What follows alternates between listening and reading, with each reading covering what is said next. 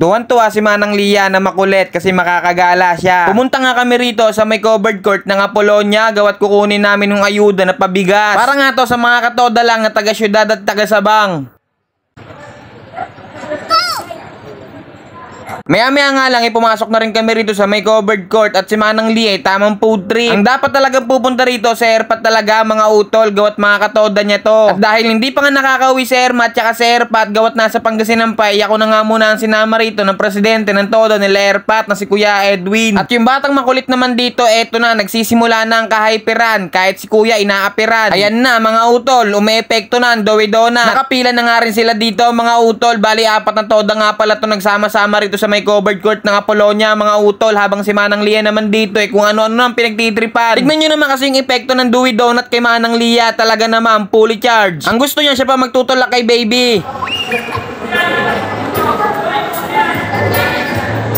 Sa sobrang hyper ni Manang Lia mga utol, pinaunan na nga ako ng presidente ng todo nila Erpat na magpalista. Gawat malingat ka lang ng kaunti kay Manang Lia malayo na ang nararating. Ops, water break na muna si Manang Lia. Ikaw ba naman takbo-takboy mo yung buong court talaga ka Manang Lia. Hindi na nga rin ako nakapagdala ng damit na pamalit ni Manang Lia gawat ang akala ko kasi sasaglit lang kami dito. Kaya lang inantay pa kasi yung mga membro ng katoda nila. Shoutout sa mga katoda ni Erpat, naka blue team. At dahil naka plus break na si Manang Lia at napunasan na ang kanyang pawis, panahon na para magpapawis ulit. Tignan nyo naman kasi kung saan nakakarating yan si Manang Lia. Pumupunta rito sa stage para kumuha ng tubig at ipamigay. Ang bait talaga na itong bata na to, good Samaritan. Manang-mana talaga siya sa tito niya. Tignan mo naman kung makakapit si Manang Lia, kala mo talaga kilala niya. Tuwang-tuwa ang batang makulit, gawat napakalaki kasi nang nililibot niya. Habang kami naman na ate, yung asawa ni Kuya Edwin ay talaga naman pagod na kami kakasunod kay Manang Lia. Sa sobrang kulit nga ni Manang Lia, yung asawa ni Kuya Edwin na si ate, siya nga yung pipila sa akin mamaya para kunin yung bigas. At maya-maya nga lang mag-uumpisa na rin.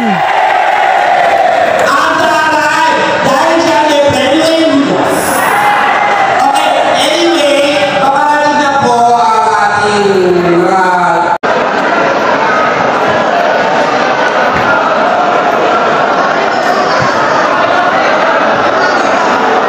habang yung batang makulit naman dito ay talaga namang bantay sarado ko na at hindi ko na pinabababa rito. Nakadiskarte pa nga si Lia ng spaghetti sa sobrang kulit Maya-maya nga lang nagbigay na nga rin ng bigas mga utol, kaya naman si Manang Lia ay tuwang-tuwa dahil nag-uuwian ng mga tao. 5 kilo nga rin niya mga utol, napakalaking halaga rin sa amin yan. Madaming salamat nga rito kay ate na kumuha ng bigas sa amin at kay Kuya Edwin din na nagsama sa amin dito ni Manang Lia. Kaya naman uwian time na mga utol.